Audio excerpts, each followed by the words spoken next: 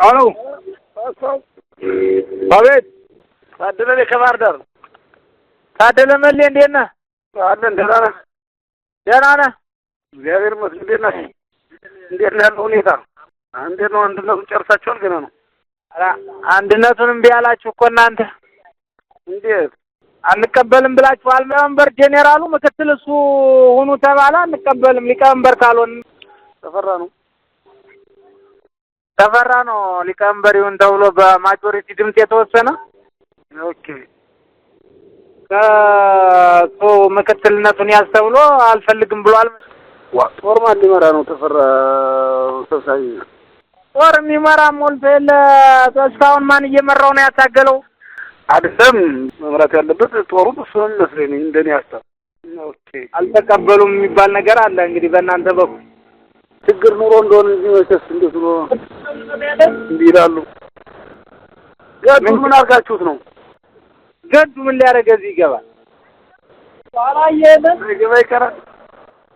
እንዴት ስለዚህ ወዲህ ሰምቻለሁ። ዞሮ በዝም ብሎ ጭምታ ነው የተጣራ መረጃ አይደለም። ኧረ ዝም ብሎ ነው ውሸት ነው። ገዱ ምን ያደርጋል? አራቱ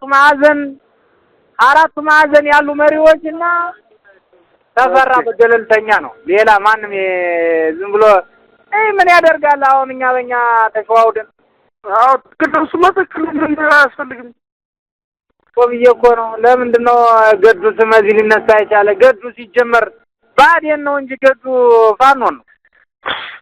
ብአዴን የታወቀ እና ታዲያ ምን ሊያደርግ እዚህ ተገልብጦ መጥቷል እየተባለ ሰምቼ ነው። ኧረ ሌላ ሰው ነው ከኞች ሳይሆን ብሎ ሌላ ገለልተኛ ሰው ነው የነገረኝ። ደርት ጌም ለመጫወት የፈለጉ የቆሸሸ ፖለቲካ ነው። በእርግጥ አሁን ፖለቲካውን አቅም የተሻለ አቅም ይጠይቃል ፖለቲካው በዚህ ሰዓት። በነገራችን ላይ እኔ ውጭ ወደ ውጭ የሚባልበት መንገድ አይሰራም። አምናም እኔ ካልሆንኩ ዘንድሮም እኔ ካልሆንኩ እንደዚህ አይነት ፖለቲካ ይደብራል በጣም የሚገርም ልክም አይደለም።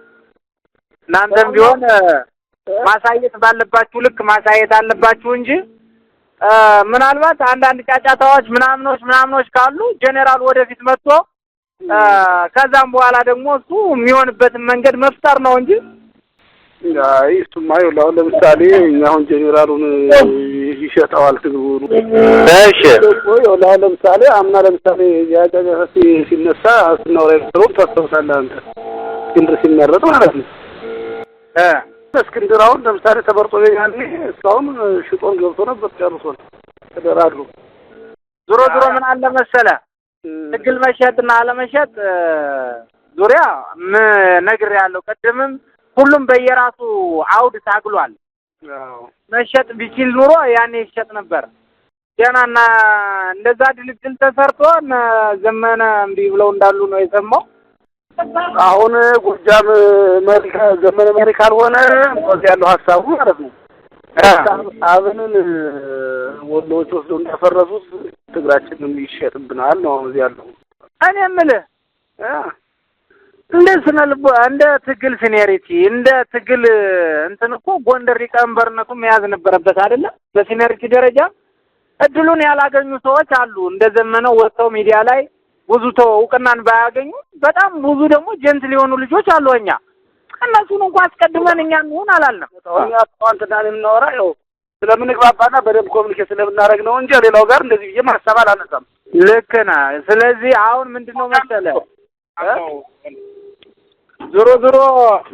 ዞሮ ምንድነው እንዲያው የኔ የሚባልበት እኔ ካልሆንኩ የሚባልበት አይደለም። ነገ ብቃትን አቅምን ስታሳይ ከሁሉም ድርጅቶች ደግሞ ሲያምኑብህ ያኔ እውነት ትቀጥላለህ። እደውልልሃለሁ የሆነ ጉዞ ላይ ሆኜ ነው። ኦኬ የሆነ ስረጋጋ እደውልልሃለሁ። ደውል።